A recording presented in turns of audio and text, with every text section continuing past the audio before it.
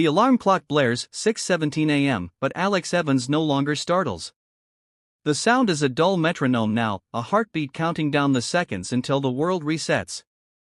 He lies still, eyes tracing the hairline crack in his ceiling. He's memorized over 43 identical dawns. The sunlight slants through the blinds as it always does, sharp and gold, painting stripes across his worn quilt. Downstairs, Mrs. Lowell burns her toast again. The smell seeps under his door, acrid and familiar. He counts the hum of the neighbor's lawn mower 3 seconds late today. A glitch or his own fraying sanity. He dresses slowly, each button a ritual. The mirror shows a man hollowed out by repetition, shadows under eyes that once sparkled with curiosity, but curiosity died around loop 12. What remains is obsession. Her name is Clara Bennett. She works at the corner cafe, a relic of red brick and steam-fogged windows. She arrives at 7:03 a.m. always in that oversized green cardigan, her auburn hair a storm of curls she never bothers to tame. He studied her like a scripture, the way she bites her lip when counting change, the faint scar on her left thumb, the melody of her humming as she wipes espresso grounds from the counter. But today he swears he'll unravel her mystery. Not with grand gestures, but with the quiet precision of a man who's lived this moment too many times to fear it. He steps outside. The air tastes of impending rain, or maybe tears. He doesn't care. The cafe door jingles. Clara looks up. For a fraction of a second, her pen freezes above her journal. Alex's pulse roars. Did she see me? No. She's already bent over the page again, her shoulders tense, as if guarding a secret. He orders his usual black coffee, no sugar. His hand brushes hers as he takes the cup. Static crackles. Clara flinches. Sorry, she murmurs, but her eyes linger on his face a beat too long. Alex's breath hitches. Did she feel it too? The loop's grip tightens. He's running out of time again. Love, Alex learns, is a mosaic of failures. The first time he tried to speak to her, he choked on his own name. The fifth loop, he brought her a daisy plucked from Mrs. Lowell's garden. Clara frowned at it, then him, as if he'd handed her a grenade. By loop 9, he'd mastered the art of casual, leaning against the counter with a newspaper, commenting on the rain. She replied with weatherman platitudes, looks like it'll clear up, but never did. He catalogued her routines like a wartime strategist. Mondays, she wore a silver locket. Wednesdays, she doodled spirals in the margins of her journal. Fridays, she arrived with chipped nail polish, always crimson, always on her pinky. But Thursdays were different. Her laughter rang louder, her hands trembled more, as if the weight of the week pressed hardest on that single day. On loop 12, he snapped. Clara, he blurted as she handed him his coffee. What are you so afraid of? Her smile didn't waver. Afraid, sir, it's just coffee. He left the cup untouched. That night, he screamed into his pillow until his throat bled. The loop mocked him. Each sunrise, Clara reset polite, pristine, a porcelain doll behind the counter. But loop 27 cracked the facade. He'd rehearsed a joke about the barista union demanding better punchlines. Clara's laugh burst out, raw and startled, then died abruptly. Her eyes widened, fingers clutching the edge of the counter. You. She whispered. The espresso machine hissed. A customer coughed. Clara blinked, shook her head, and asked, will that be all? Sir Alex's coffee went cold in his hands. That night, he dissected the moment like a coroner. Had she recognized him, or was he grafting meaning onto madness? The question gnawed. By loop 31, he stopped sleeping. What if the answer was worse than the loop itself? Time loops are prisons, but Clara's journal was a key. He'd noticed it day one, leather-bound, pages dog-eared, clutched to her chest like a child's teddy bear. On loop 18, he'd craned his neck to glimpse inside only to have her snap it shut, her cheeks flushing. Can I help you? She'd asked, voice sharp.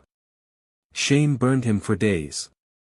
But loop 31 broke the script. He skipped the cafe. Wandered the park, where autumn leaves crunched underfoot in a symphony of decay. And there she was. Clara perched on a bench, her journal splayed open, a halo of sparrows pecking at crumbs by her feet. Alex froze. She wasn't supposed to be here. The loop's edges were fraying. He approached like a man stepping onto thin ice. Her pencil moved feverishly, sketching something he couldn't see. Wind flipped the page. His breath stopped. There, in smudged charcoal, was his own face, sleep-tousled hair, the scar on his chin from a childhood bike crash, eyes heavy with secrets he'd never voiced, how he croaked. Clara didn't look up. "You're late," she whispered. The world tilted. Alex sank onto the bench. Her hand trembled, the pencil etching a line through his sketched cheek, late for what he managed. A tear splashed onto the page. She finally met his gaze, her own brimming with a sorrow older than the loop. For everything, the sparrows scattered. Alex reached for her hand. She let him take it. Her skin was ice. "Clara, what's happening to us?" She pulled away, stood abruptly. "Don't follow me," but he did. Through the park, down alleys, past the closed library. She vanished at the bridge. His scream echoed off the water. That night, he traced the lines of his sketched face in his mind. Who was she, really, and why did she draw a man she'd never truly met? Confession is a grenade. Alex pulled the pin on loop 43. They sat in the park again, Clara's journal between them like a truce. She'd drawn him 7 times now, laughing, brooding, once with a crown of dandelions. "You dream of me," he said, not a question. Clara stiffened. "They're just sketches. No." He flipped to a page where he leaned against the cafe window, rain streaking the glass behind him. This was Tuesday. "You weren't working." "I stood there for an hour, waiting." Her breath quickened. "Stop." "You drew the exact number of raindrops that." He pointed to the margin, where tiny numbers crowded like ants. 473. "I counted." Clara slammed the journal shut. "Who are you?" "Someone who's loved you through 43 lifetimes," he said, the truth ripping out of him. Her face paled. "That's impossible. He recited her routines: the locket, the spirals, the crimson pinky nail. "You hate the sound of vacuums. You hum La Vie en Rose when stressed. You stop." She stood, trembling. "Are you stalking me?" "No," he laughed, jagged and broken. "I'm trapped with you." The confession spilled out, the loops, the resets, her scripted smiles. Clara backed away. "You're insane," but her voice wavered. Alex gripped her wrist. "Prove it. Ask me anything about tomorrow." She yanked free. "There is no tomorrow. Don't you get it?" The words hung between them, lethal. Clara clapped a hand over her mouth. Alex's heart stalled. "You know," he breathed. She crumpled onto the bench. "I dream it," she whispered, "every night. This park, this bench. You." She touched his face, her fingers ghosting over his stubble. "But when I wake up, it's gone. Like sand through my fingers." Alex's tears fell hot onto her wrist. "I'm real," he choked. "We're real." Clara's lips parted, then her eyes glazed. She blinked, confusion replacing anguish. "Sir, do I know you?" The loop had stolen her again. Alex's scream shook the sparrows from the trees. The loop had a voice. Alex heard it in the way Clara's memories flickered here, then gone, like a radio tuning between stations. Mornings became sacred. He'd find her at the fountain, journal open, waiting. "Tell me," she'd beg. "Tell me everything." So he did. How she'd loved astronomy as a girl, how she'd buried her father at 16, how she'd once backpacked through Iceland chasing the northern lights. "You told me that." She'd ask, awestruck. "No," he'd say, "you told me the paradox coiled around them." Her memories lived in him, his love lived in her. But by noon, the light would leave her eyes. "Can I help you, sir?" Back to strangerhood. Loop 52 broke them. They picnicked by the river, Clara's hair adorned with lilacs. She fed him strawberries, her fingers sticky with juice. "If this is a dream," she said, "don't let me wake up." Alex kissed her, slow and desperate. The world dissolved at midnight. He woke to 6:17 a.m., her scent still on his lips. That day, Clara didn't recognize him at all. He found her journal in the park, abandoned. New words stained the pages. "He's fading. I can't hold on." Alex pressed the journal to his chest, sobs wrenching through him. The loop wasn't just stealing time, it was erasing her. That night, he made a vow. He'd break the loop, even if it destroyed him. For Clara, he'd unravel time itself. The storm wasn't just rain. It was time itself unraveling. By loop 68, the sky had become a roiling bruise, thunder growling like a beast cornered in the heavens. Clara gripped Alex's arm as they huddled under the café awning, her nails drawing blood. "I remember the subway," she said. Her voice a frayed wire. "The way you spun me under the flickering lights. My feet never touched the ground."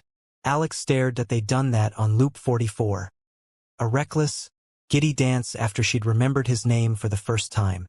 Now her eyes were wild, pupils dilated with panic. "But there's more," she hissed.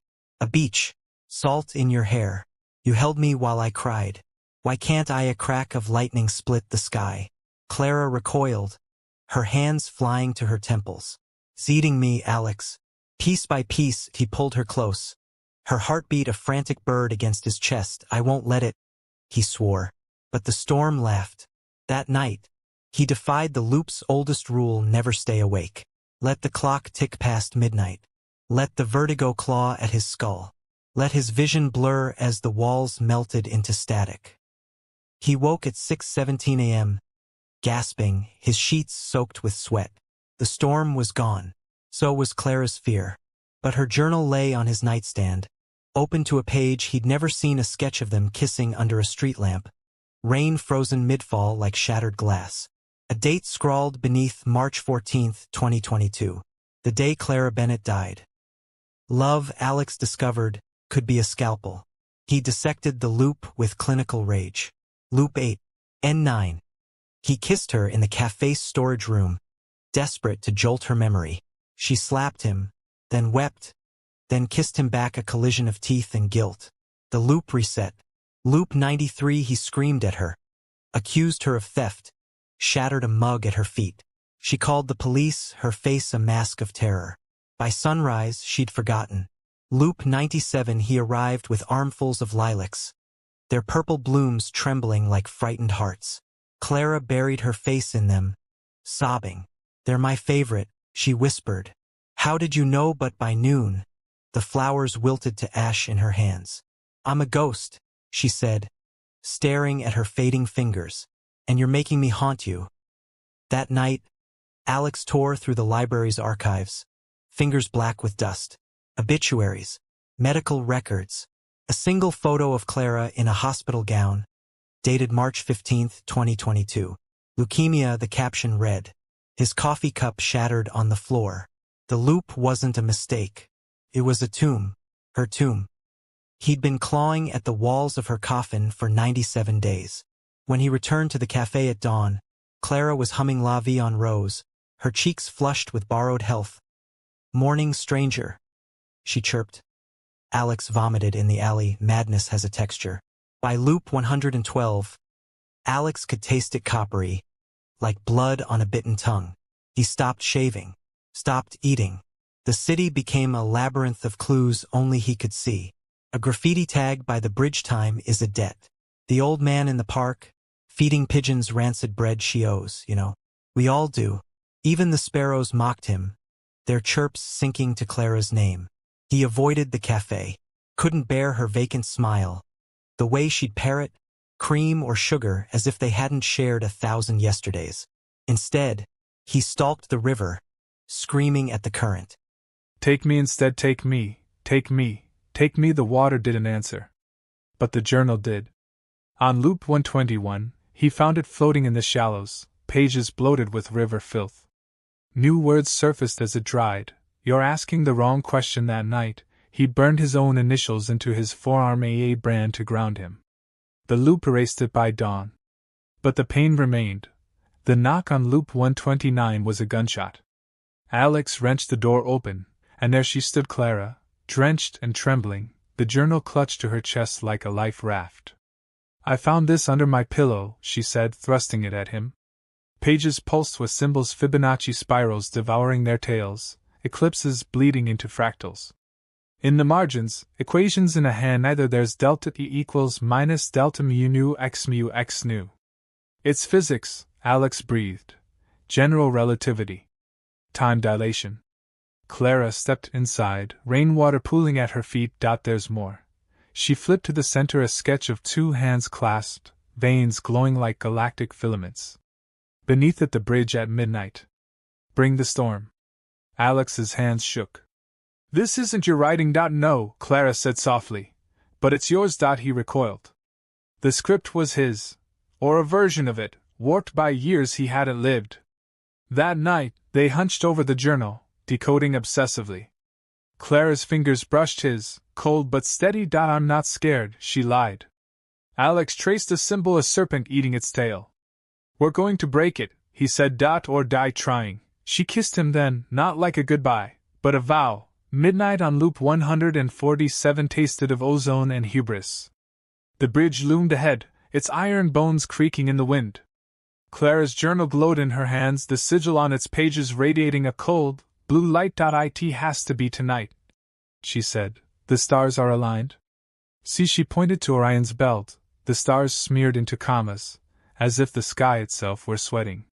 Alex gripped her waist, the journal's incantation burning his tongue. Sicut erat in principio, they chanted. The ground buckled. Et nunc et semper. The river rose, its waves standing vertical. In secula seculorum. Clara's voice splintered. Don't let go. Alex held tighter. The air tore open, a sound like the universe screaming. Pain detonated in his cells, a supernova in reverse. He saw it all: Clara's first laugh, her last breath, the hospital machines flatlining. The loop's truth, his truth, flooded in. He'd begged a higher power for more time. And they'd laughed. You'll pay, the void hissed. With every loop, she forgets. You remember? The dead is yours. Alex roared, take me. Take it all. Light swallowed them. He woke at 6:17 a.m. Silence. No alarm. No lawnmower. Just a hollow ache where Clara's heartbeat should have been. The journal lay beside him, its pages blank. He knew, before he dialed, before the manager said it, Clara Bennett passed last year. The loop hadn't been a prison. It had been a mercy. And he'd squandered it, chasing a ghost into the gears of time. March 15th, dawn silent. No alarm. No lawnmower. Just a hollow ache where Clara's heartbeat should have been. The journal lay beside him, its pages blank. He knew, before he dialed, before the manager said it, Clara Bennett passed last year. The loop hadn't been a prison. It had been a mercy. And he'd squandered it, chasing a ghost into the gears of time. March 15th, dawn silent. No alarm. No lawnmower. No burnt toast. Just the hollow ringing of a truth Alex couldn't unhear. He called the cafe 3 times, his fingers slipping on the phone's buttons, before the manager's sigh crackled through the receiver. Clara Bennett? Yeah, she passed last year. Leukemia. The words were shrapnel. Alex's knees hit the floor, the impact reverberating through bones that suddenly felt too heavy to carry the weight of his grief. Memories that weren't his own surged. Clara in a sterile hospital bed, her curls shorn to a wisp, fur lines snaking from paper-thin wrists. His voice, younger, raw, don't leave me. Her hand, cold and as you'll find me again. Promise, the loop hadn't been a curse. It was a covenant. A year of days she'd never lived, bought with his desperation. Bargained from one hungry god. He traded her peace for his selfishness, stretched her soul across 147 fake tomorrows until she frayed. Now, the debt was due. Alex crawled to the bathroom, retching bile and guilt. The mirror showed a stranger gaunt, eyes hollow as the March 15th sky. I'm sorry, he rasped to her ghost. I didn't know. But the truth was worse, he'd chosen not to know. The loop's mercy had been her goodbye, and he'd weaponized it into a forever she was never meant to have. When the sun rose, it did so without forgiveness. Grief is a loop with no reset. Alex haunted their places, the cafe booth where she'd first drawn him, the park bench still etched with her pencil marks, the bridge where time had torn her from his arms. He drank her favorite tea until his tongue blistered, slept in her cardigan until it lost her scent. The city became a mausoleum of almosts. Then the parcel arrived, wrapped in yellowed paper, postmarked 1973, addressed in handwriting that stopped his heart. Inside, her journal. Pages he'd never seen pulse with fresh ink. Alex, her voice, spectral, whispered from the paper, "You have to let go, or I can't come back." He traced the letters, tears smudging the words. How he begged the empty room. The journal heated in his hands. New text bloomed, burn it. A sob tore from him. And oh, no, it's all I have left. But her voice sharpened, a mother scolding a child. You're keeping me tethered. Let me go. That night, he built a pyre of their memories, movie stubs, lilac petals, the napkin where she'd first written her name. The journal caught quickly, flames devouring her sketches, her equations, their kisses. Ash spiraled upward, forming a phantom face in the smoke. Clara's. Smiling? Goodbye, he whispered. The alarm blared at 6:17 a.m. March 14th. Again, the final loop began with lilacs. Alex woke to their scent, real, not memory. "You're late," she said, but her smile was sunrise after a century of night. They walked the park, hands entwined, no longer chasing answers. She fed sparrows, laughing as they perched on her fingers. "They remember you," Alex said. Clara's smile dimmed. "Today's the day, isn't it?" He nodded. "No storms. No incantations. Just the unspoken truth. This loop was theirs alone." At dusk, they climbed the bridge. Clara pressed her journal into his hands, for after midnight neared. She kissed him, slow and sweet, a seal on every unsaid vow. "Thank you," she murmured against his lips, "for fighting." He held her face, memorizing the freckle beneath her left eye. Always, the clock struck 12. Her fingers slipped from his. "Find me," she whispered. Then gone, March 15th, true dawn. Alex woke to silence. No loop. No ticking clock. Just a sparrow tapping at his window, a lilac petal in its beak. He placed the petal in Clara's journal, now blank but for her final entry, "Love is the thread. Pull gently, days blurred." He relearned the world, real, unglitching, achingly mundane. The café hired a new barista. The park bench was repainted. Life moved on. But sometimes, in the corner of his eye, a flash of auburn curls, a hummed snippet of La Vie en Rose Star. He'd turn, heart racing. Nothing. Until the morning he found a sketch tucked under his door, a sparrow, a lilac, a man and woman dancing under stars. On the back, a single word: soon. Alex smiled. He'd stopped counting days. Time wasn't a loop anymore. It was a road. And somewhere on it, Clara waited. The cafe regulars tell stories of a woman who appears at 7:03 a.m., orders chamomile tea, and sketches a man who never comes. Of a journal that writes itself. Of love that outran death. Alex hears them. Smiles. Orders 2 coffees. He's no longer the man who chased time. The journal rests in his coat pocket, its pages slowly filling with sketches not his own: a sparrow, a bridge, a hospital bed where 2 hands clasp, old and young at once. He's learned patience. Love, after all, isn't a loop. It's a choice. Every morning, he sits at their table, sipping cold coffee, watching the door. Waiting. The bell jingles. A laugh floats over the espresso machine. His breath catches. Soon. Not today. But soon. And when it comes, he'll be ready. No loops. No debts. Just a second chance, earned the hard way through letting go.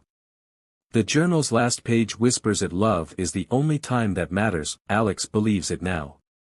He has forever to prove it.